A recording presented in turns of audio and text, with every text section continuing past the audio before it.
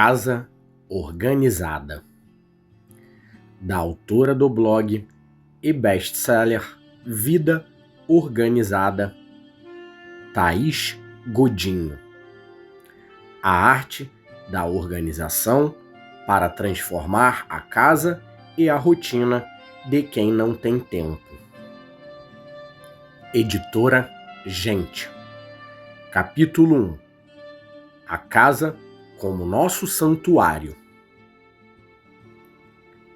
Você não precisa de uma casa de capa de revista, mas de uma casa real, que funcione. Você já pegou uma revista de decoração e ficou admirando as belíssimas e organizadas residências ali retratadas? Já pensou, mesmo que por um instante apenas, como seria maravilhoso se sua cozinha tivesse um balcão tão arrumado como aquele? Ou o quarto do seu filho tivesse sempre os brinquedos ordenados em uma estante? Vou contar algo que, no fundo, você já sabe, pois não é novidade. Essas fotos só são possíveis porque ninguém mora naquelas casas. A equipe de produtores das revistas montou o cenário ideal e fotografou.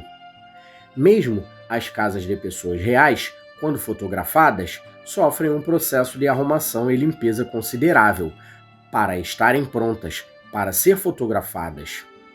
Logo, aquilo que você vê nas revistas serve para inspirar. É lindo, mas não é real.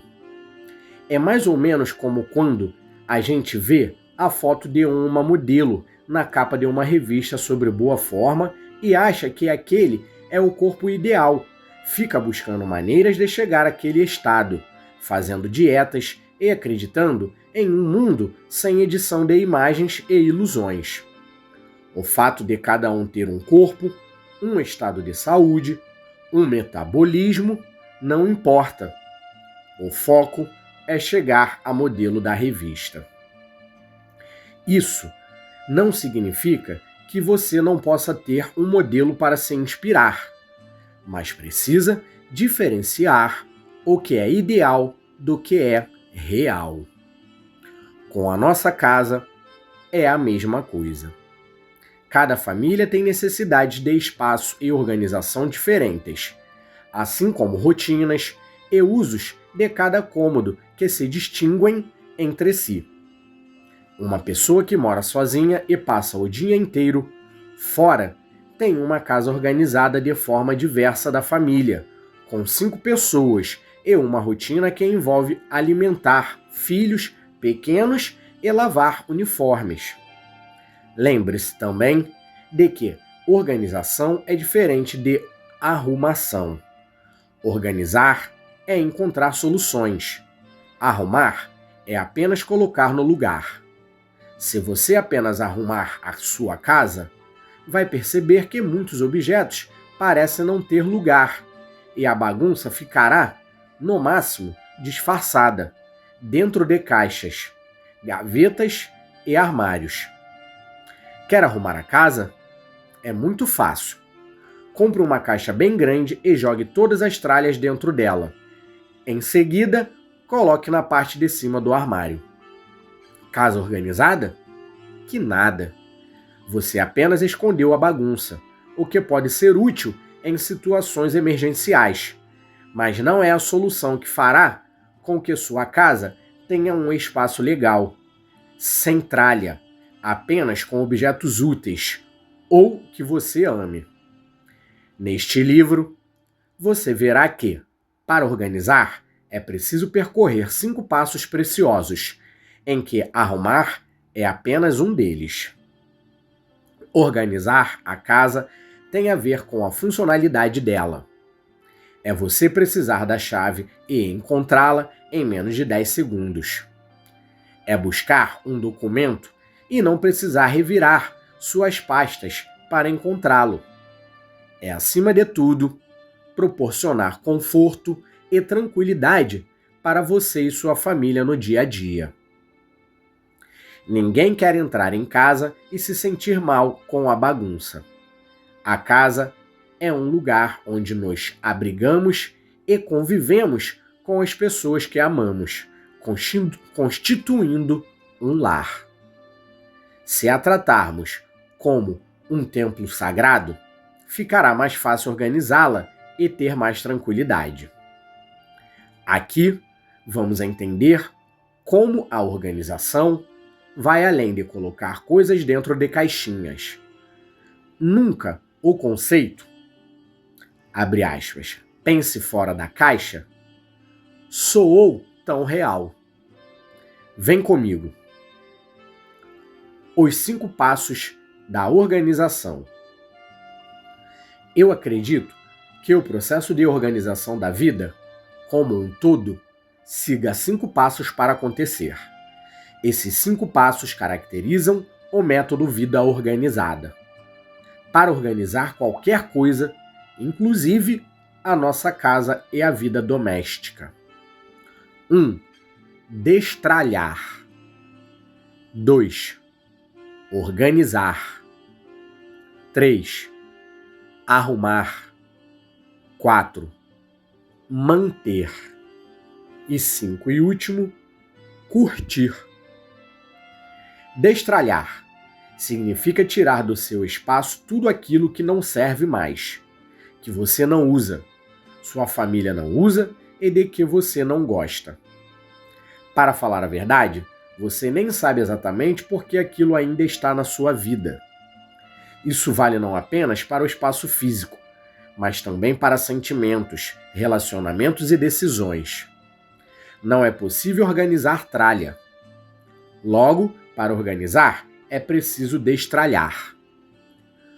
Organizar é quando buscamos soluções para as necessidades específicas que temos. Não se trata de inserir miudezas dentro de caixas, mas de garantir que tudo o que você guardou, que não é tralha, tem seu lugar certo e é funcional. Arrumar. Ao encontrar soluções, basta guardar cada coisa em seu lugar. Isso serve para objetos em casa e compromissos na vida. Serve para tudo o que temos de cuidar. Não é possível arrumar algo sem ter organizado antes, senão corremos o risco de nos sentir sobrecarregados e não sabermos o porquê. Manter. Depois de colocar as coisas em seus devidos lugares, é fundamental manter essa arrumação, a qual é mantida não apenas colocando as coisas de volta em seus lugares, a utilizá-las ou limpando a louça depois de se alimentar, mas também percebendo que, se algo está quebrado, precisa ser consertado. Se algo se perdeu, precisa ser substituído. Curtir. De nada adianta esforçar-se tanto para organizar a vida se você não pode curti-la. Isso vale especialmente para a sua casa, porque é onde você vive e convive com as pessoas que ama. Se sua casa estiver um caos, isso vai se refletir em você. A casa não deve fazer com que você seja um escravo dela, associando-a ao caos e às rotinas cansativas de limpeza. Aprenda a curtir sua casa ao longo de todo o processo. Não pense que cuidar da casa dá trabalho. Um dos meus livros preferidos é o da apresentadora norte-americana Martha Stewart, de Martha Hulls, no qual ela fala sobre encontrar algo que amamos e transformá-lo no grande negócio de nossa vida. Fiquei com vontade de escrever aqui sobre uma questão comentada por ela, que trata do que dá ou não dá trabalho. Um dia, alguém perguntou a ela se não fica cansada de trabalhar no jardim ou algo assim. Não me lembro do diálogo exato. Então, ela respondeu que nunca trabalha no jardim. Aquilo não é um trabalho para ela. mas um hobby, uma coisa que ama fazer. E aí ela começa a dizer que precisamos encontrar um trabalho que nos deixe com esse mesmo sentimento. Eu considero trabalho tudo aquilo que fazemos em busca de um resultado desejado. Com frequência, vejo leitores e pessoas em geral dizerem que não fazem determinada coisa porque dá trabalho. Contudo, nesse sentido, minha visão é bem parecida com a da Marta. Acredito que a vida seja muito curta para perdermos tempo com o que não amamos. E isso inclui pessoas, coisas, projetos, tudo. Infelizmente não dá para ser assim o tempo todo. E precisamos de algumas coisinhas chatas na vida, porque é desse jeito que o mundo funciona. No entanto, também sou a favor do poder de mudança que todos nós temos. E o que pudermos evitar ou escolher, devemos fazê-lo. Se estou interessada em um assunto, eu pesquiso sobre ele até não querer mais. Se estou escrevendo, por exemplo, posso ficar cansada, mas nunca frustrada, pois é algo que eu amo fazer. Demorei tanto tempo para ter o nosso primeiro imóvel, juntos, nosso cantinho, mesmo que alugado, que não considero trabalhoso cuidar dele. É algo que curto demais fazer.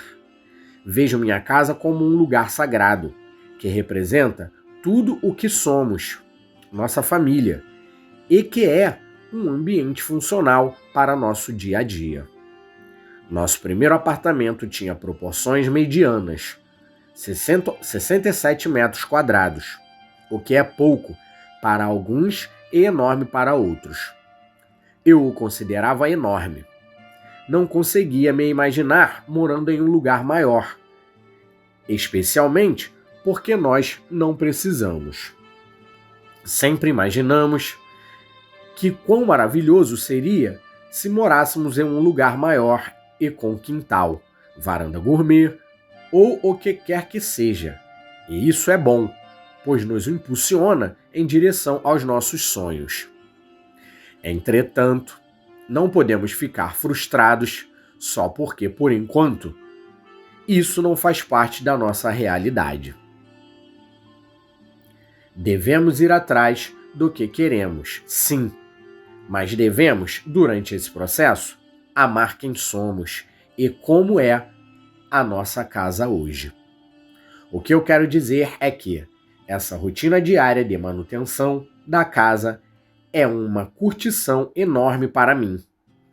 Buscar soluções cada vez melhores para organizar o que quer que seja é o meu grande hobby, assim como escrever.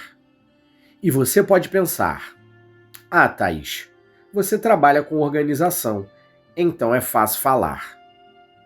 Vou me lembrar disso da próxima vez que estiver limpando a calha do telhado ou atrás do vaso sanitário.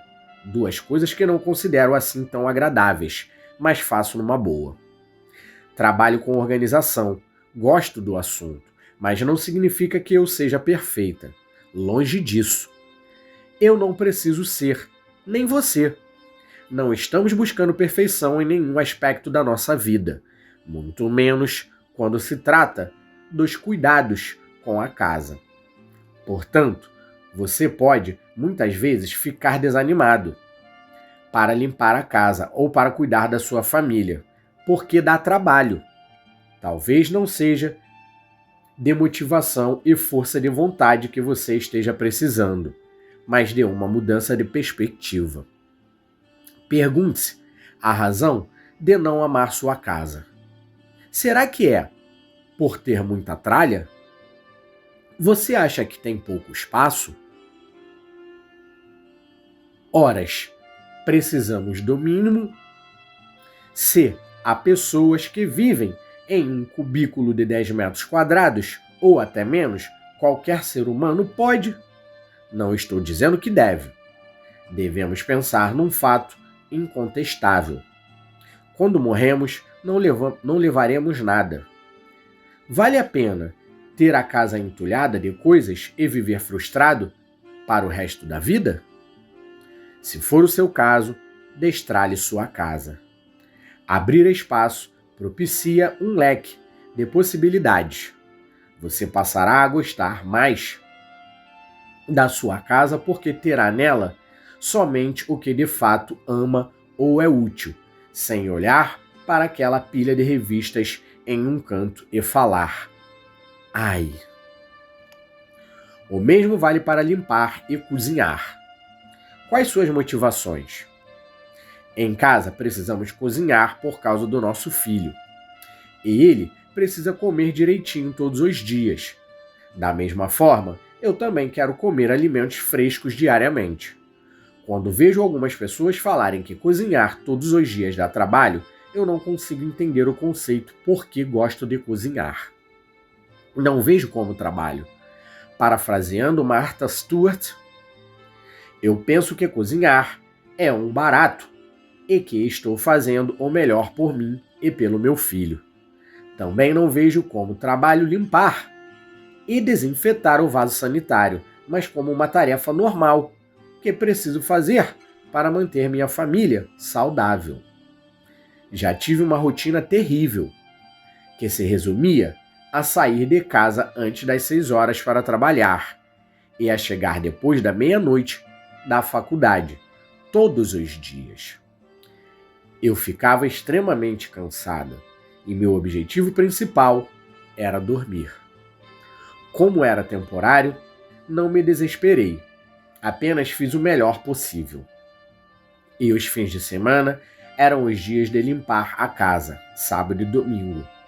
Sábado, e preparar e congelar comidas para a semana. E domingo. Até dava tempo para passear e estudar, mas nosso filho ainda não tinha nascido. Se eu já o tivesse, teria conseguido fazer essas coisas do mesmo jeito, pois ele está inserido na rotina aqui de casa. Quando ele era pequeno e precisávamos fazer algo que demandasse dedicação maior ou que fosse perigoso para ele, fazíamos quando ele estava dormindo. Quando ele ia dormir, por volta das 21 horas, eu conseguia limpar a casa numa boa. E ainda dava tempo de tomar banho, assistir à TV e ir para a cama antes da meia-noite. No mais, o conceito de dar trabalho significa uma série de outras coisas. Organizar dá trabalho? Para quem não vê benefícios em se organizar, pode parecer que sim. Para mim, porém, o que realmente dá trabalho é ter uma vida bagunçada e nunca conseguir cumprir nada nem alcançar nenhum objetivo simplesmente por falta de planejamento e metas. Para qualquer coisa na vida, se você acha que dá trabalho, pergunte-se primeiro qual sua motivação para fazer aquilo. Se não for suficiente, não vale a pena. Se for, não encare como trabalho, mas como parte da sua vida, como algo que você tem de assumir a responsabilidade e fazer para que você e todos ao seu redor possam ficar bem. Às vezes, uma simples mudança de perspectiva gera a força de vontade que achávamos que não tínhamos mais. Benefícios de organizar a casa. Os principais benefícios de ter uma casa organizada são: 1. Você se estressa menos, porque todos os seus objetos estão nos lugares certos. Você não perde tempo procurando coisas porque sabe onde elas estão. 2. O espaço da sua casa é aproveitado da melhor maneira possível. Você nunca vai olhar para um canto cheio de tralha e se sentir mal por não fazer nada a respeito. 3. Sua rotina fica mais tranquila, porque você precisa de menos tempo para manter a casa organizada. Você não fica estressado, só de pensar que precisa organizar isso e aquilo. A vida está em ordem, basta continuar administrando-a. 4. Você fica com a sensação de que só tem em casa aquilo que usa ou ama. Você imprime seu estilo pessoal no seu lar. 5. Você nunca mais comprará um objeto que tinha em casa, mas não sabia onde estava. Ou seja, economizará dinheiro. 6. Além disso, também aproveitará melhor as coisas que já tem, incluindo comida, pois ficará de olho na validade. 7. Você não comprará o que não precisa, pois conhece o espaço que tem e suas necessidades. 8. Suas coisas vão durar mais tempo, pois você consegue ter uma rotina de cuidados que não envolve comprar novo, se algo apresentar defeito ou estragar por ter sido mal armazenado. 9. Você é feliz com a casa em que mora, sem a vontade constante de mudar para um lugar maior, porque tem bastante coisa. Você tem o suficiente. 10. Você faz doações regulares a instituições de caridade, ajudando quem precisa, enquanto libera a casa de objetos sem uso. 11. Você consegue dar atenção aos seus filhos, namorado, esposa, amigos, família, porque consegue administrar seu tempo. 12. Você acorda de manhã e vê a sua pia limpa. Você chega à noite e a sua cama está arrumada. 13. Sua mente está tranquila. 14. Você consegue descansar. 15. Você consegue cuidar da sua saúde e da saúde de sua família, incluindo a alimentação. 16. Você se previne e não é pego de surpresa nas diversas situações do dia a dia. 17. E último, você tem mais tempo para fazer o que realmente ama. Esses foram os benefícios de organizar a casa. Você consegue se lembrar de mais algum benefício de ter uma casa organizada? Faça um exercício, escreva no papel e guarde. Cuidar da casa no século XXI é um pouco diferente. Lembra-se de como era a sua casa quando você era criança? E da casa da sua avó? Você vê alguma diferença daquela época para hoje na sua própria casa?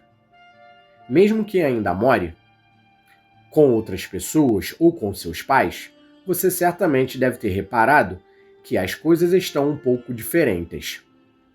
Para começar, houve uma migração significativa para apartamentos nas grandes cidades. Os imóveis estão cada vez menores.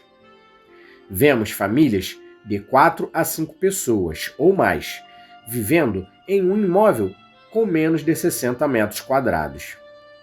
Não que seja novidade. Muitas famílias ainda vivem assim, em lugares até menores e em condições piores. Entretanto, não era uma tendência 20 anos atrás. Eu morei em uma casa grande, com piso de tijolos portugueses, daqueles alaranjados, brincando com uma cachorra e com toda a liberdade para correr e circular. Hoje, apesar de morar em uma casa novamente, ela é muito menor do que aquela em que passei a minha infância.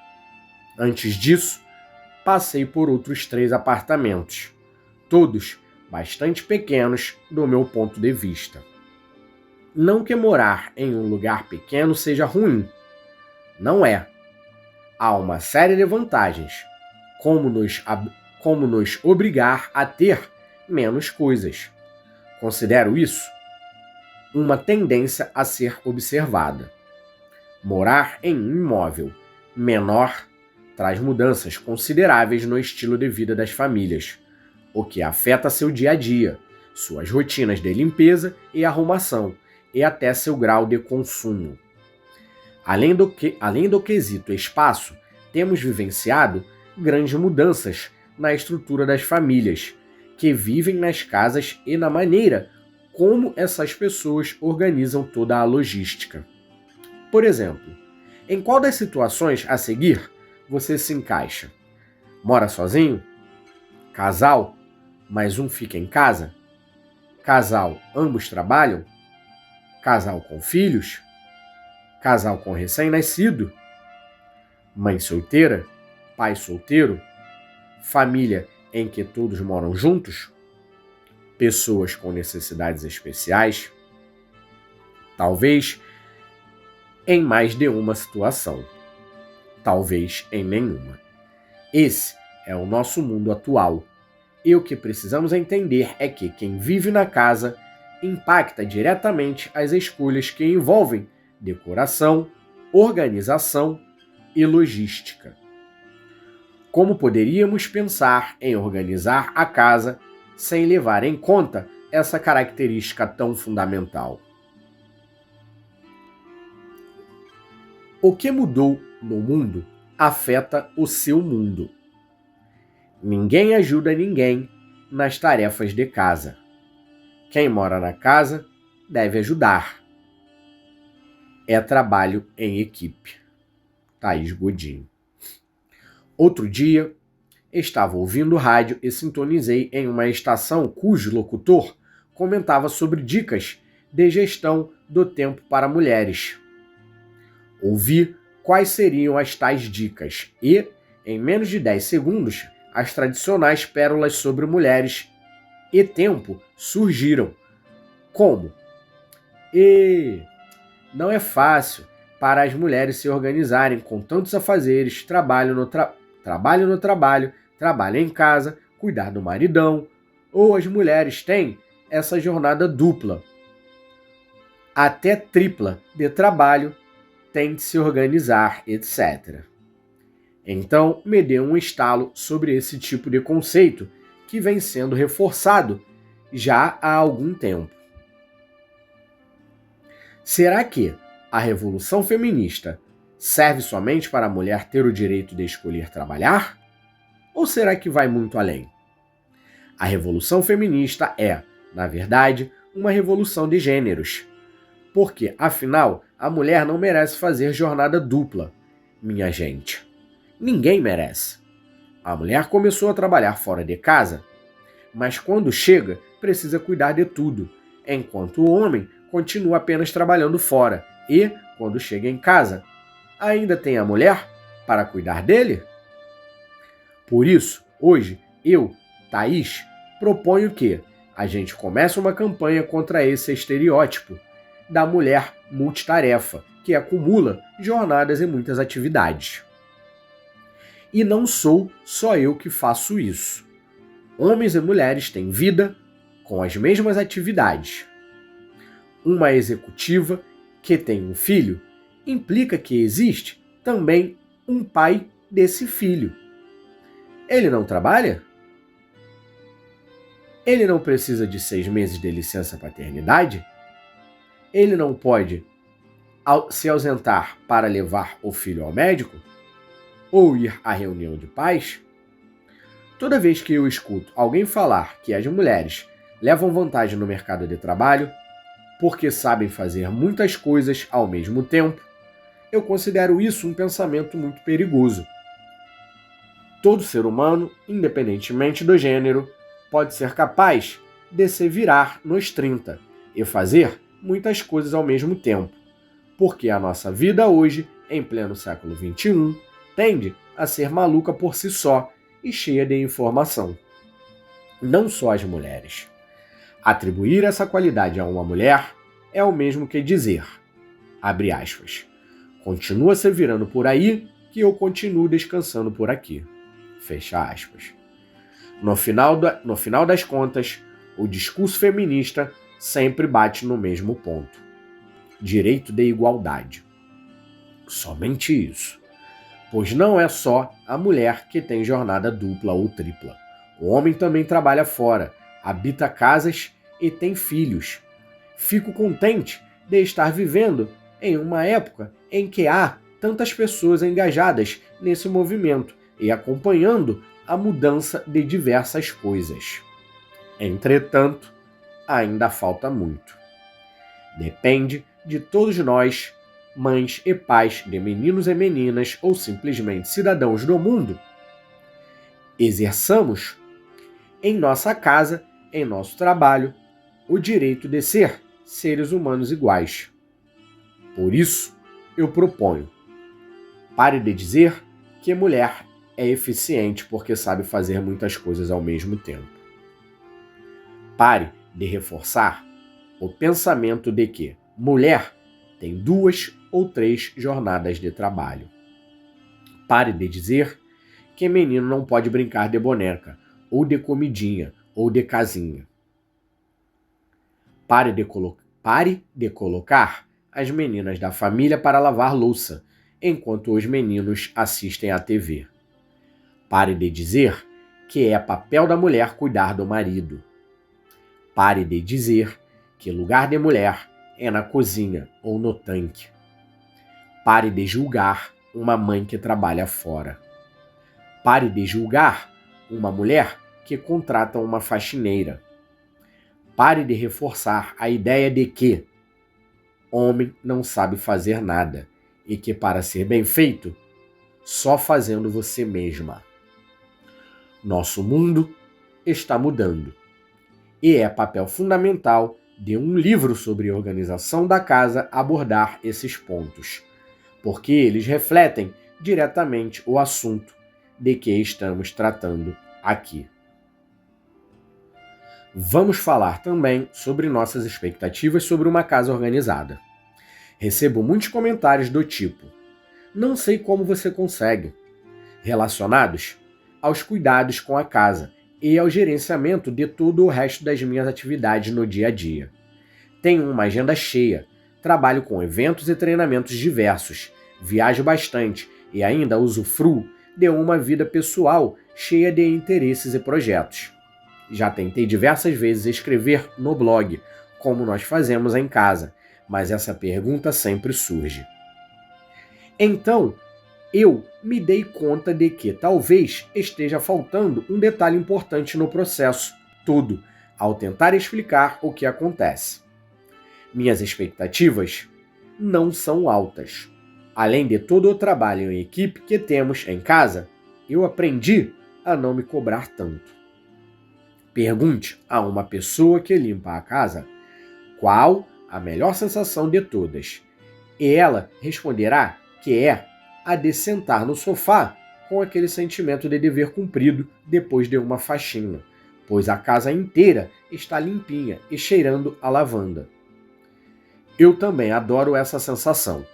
Entretanto, você já parou para pensar que, em uma casa com muito uso de todos os cômodos, muitas pessoas morando e circulando, fazer isso é uma trabalheira danada? Quer dizer, se quisermos ter a casa limpa e brilhando todos os dias, das duas uma. Ou contratamos uma pessoa ou uma equipe inteira para fazer isso por nós, ou 2. Largamos o emprego e fazemos só isso. E com as crianças na escolinha, é claro, porque elas desfazem tudo o que você faz. Se você pode pagar profissionais domésticos para limpar sua casa, excelente. Então, você não deve ter problemas com a rotina de limpeza em casa, pois não precisa fazer mais do que lavar a louça. E, em alguns casos, nem isso. Contudo, se você não pode pagar alguém, nem largar o emprego, precisamos bater um papinho sobre expectativas mais realistas. Em primeiro lugar, devemos pensar que a casa deve nos servir, e não o contrário. A casa é nosso abrigo, aonde chegamos depois de um dia cansativo, e queremos ter um lar aconchegante para preparar nossa refeição, descansar e nos relacionar com as pessoas que moram conosco, entre outras atividades domésticas. Se você vive em função da sua casa, ficando exausto diariamente e com uma sensação de culpa tremenda porque não conseguiu fazer tudo o que queria, pode ser que esteja mirando alto demais, lembrando de como as coisas eram na sua infância ou pensando na casa impecável da sua avó. Vou contar uma novidade para você. Não dá para ter uma casa brilhante, limpa e cheirosa, impecável, no dia a dia, se você não estiver em nenhuma das duas situações que eu citei. Por favor, esse é o momento do livro em que você se liberta. Portanto, tire essa cobrança da sua cabeça e esse peso gigantesco das suas costas. O fantasma da neura não virá assombrá-la como naquela propaganda horrorosa que só faz com que as brasileiras se sintam péssimas por ter uma vida fora de casa e outras atividades além lar. Vocês acham que a minha casa está impecavelmente limpa neste exato momento? É claro que não. Para ajudar em todo o processo, eu tenho minhas listinhas de tudo o que preciso fazer diariamente, semanalmente, etc. As quais você vai conhecer daqui a pouco nos capítulos seguintes. Se eu não conseguir fazer todas as tarefas da minha lista, vou chorar? Ficar chateada? Vou me sentir menos dona de casa? Sentir que sou um desapontamento para mim mesma? É claro que não, meus amigos. Eis a realidade. Há dias em que eu chego em casa tarde, porque tive um evento que se estendeu e depois ainda precisei ir ao supermercado. Não dá para fazer em um dia desses o que eu faria em um dia livre. Mas aí eu vou compensando nos dias seguintes. Essa permissão, que só você pode se dar, é necessária. A grande questão é: não posso me sentir culpada se não conseguir lavar a louça antes de dormir. É o melhor a ser feito? Sim. É altamente recomendável? Sim. É muito mais difícil lavar no dia seguinte? Sim. Eu deveria ter lavado aos pouquinhos em vez de deixar acumular? Sim. No entanto, a realidade nos prega peças. Nosso dia a dia traz imprevistos e muitas vezes não conseguimos fazer o que é ideal, recomendável, melhor ou até satisfatório. E isso não é problema nenhum, desde que você não faça da exceção uma regra e deixe sua casa sair dos eixos e ficar inabitável. Acredite em mim, se você está lendo este livro e quer tornar sua casa um lugar melhor, ela nunca chegará a esse ponto. Portanto, procure ficar mais tranquilo. E aqui já vou tocar um pouco em um ponto muito pessoal, que é o seguinte: eu não sou fanática por limpeza. Já fui, mas não sou mais, provavelmente desde que meu filho nasceu, porque ali eu percebi que seria impossível ter uma casa perfeita. Passei a me incomodar muito menos com a poeirinha na estante ou no rack de TV, por exemplo, e a limpar apenas quando realmente há sujeira. Aliás, por que temos essa mania de limpar o que não está sujo? Hábito, simplesmente.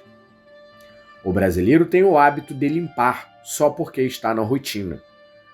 Porque sábado é dia de faxina. E muitas vezes nem precisa fazer todo aquele roteiro básico executado quando chega o dia da limpeza. Você já parou para pensar que, se fica todo sábado fazendo faxina, significa que você passa quase 2 meses por ano limpando a casa. Isso sem levar em conta a limpeza e a arrumação de todos os dias. Como verá em capítulos posteriores, uma grande ferramenta aliada para manter os cuidados com a casa são minhas checklists. Eu as tenho para frequências variadas, como diária, semanal, mensal e por aí vai. E já cansei de transferir uma tarefa da lista semanal para a lista mensal ou da lista diária para a semanal. Faz parte. Se eu não consigo passar aspirador todos os dias, vou passar a cada 2 ou mesmo uma vez por semana. Não é isso que vai manter minha família alimentada, por exemplo, ou as contas pagas. Existem tarefas que são muito mais importantes e que precisam ser feitas. Eu não posso deixar de cozinhar, por exemplo, nem de organizar minhas contas, porque senão tudo entra em colapso. Também não posso deixar de lavar a louça ou a roupa. Há coisas que simplesmente precisamos fazer. E quando eu digo que suas listas de limpeza, especialmente as diárias, devem conter o essencial, é justamente porque ninguém merece se tornar escrava da casa e passar o tempo todo limpando. A ideia é fazer o mínimo possível e otimizar o processo, para que você consiga se dedicar a outras atividades mais importantes, nem que sejam simplesmente descansar e ler um livro. Minha lista diária tem menos de 10 tarefas, das quais a maioria já foi feita pelo meu marido antes de eu chegar. E são todas tarefas muito simples. Eu fico mais com a parte gerencial, como separar a roupa que vamos lavar amanhã, definir o menu semanal, a lista de compras, eu adoro cuidar disso, separar as contas, eu também gosto de gerenciar os pagamentos, organizar a mochila da escola do filhote. E o que ele faz é o básico, do dia a dia mesmo, que mantém a casa em ordem. Meu marido faz o mínimo, eu também. A diferença é que, os dois fazendo juntos, já é bastante coisa.